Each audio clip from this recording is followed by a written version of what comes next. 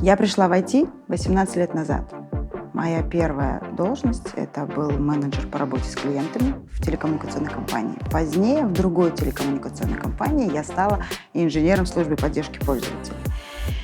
Придя в банк, я пришла на должность методолога технического писателя. Совсем недавно стала руководителем ситуационного центра. У меня в подчинении, в моем подразделении сосредоточены такие отделы, как мониторинг, это круглосуточная служба поддержки, и мониторинга сервисов, систем, продуктов банка. Helpdesk – это служба поддержки клиентов внутренних и внешних. И самый мой любимый отдел – это отдел развития IT-процессов. Во время учебы в универе я начала работать разработчиком и писала доступные программы на низкоуровневом языке программирования. И на самом деле хочу признаться, что мне не хватало тогда бэкграунда, и я решила сменить свое направление, ушла в системный анализ, где у меня получалось все легко и быстро. Да. Тут я уже набралась опыта, набралась знаний, и сейчас я готова переходить и развиваться дальше. Сейчас банк предоставляет мне возможность хорошую вернуться в разработку, да, перевестись внутри банка в отдел разработки и продолжить свое развитие там. Мой путь начался с сотрудника колл-центра, что не является частью IT. А сейчас я занимаю должность директора департамента разработки информационных систем и внедряю новые программы и новые технологии в нашем банке.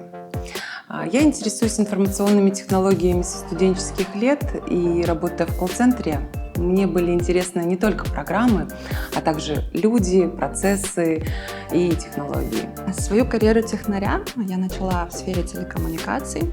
Там я получила свой колоссальный опыт и амбиции творить и делать что-то новое, что сейчас я и реализовываю и совершенствую в стенах Евразийского банка. В нашей команде сейчас 20 человек. Мы одновременно ведем 18 проектов, и 80% моего рабочего времени составляют коммуникации между мной, менеджерами проектов, командой проекта, а также контроля и планирования портфеля проектов в целом.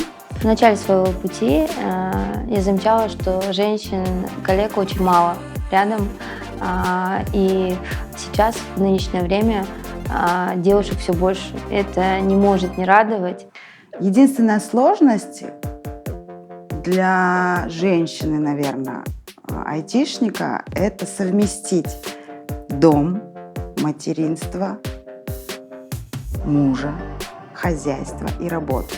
Потому как IT – это работа 24/7. Работая в блоке IT, это ответственная роль, с которой мне помогает справиться моя команда профессионалов, коллеги, а также мои амбиции.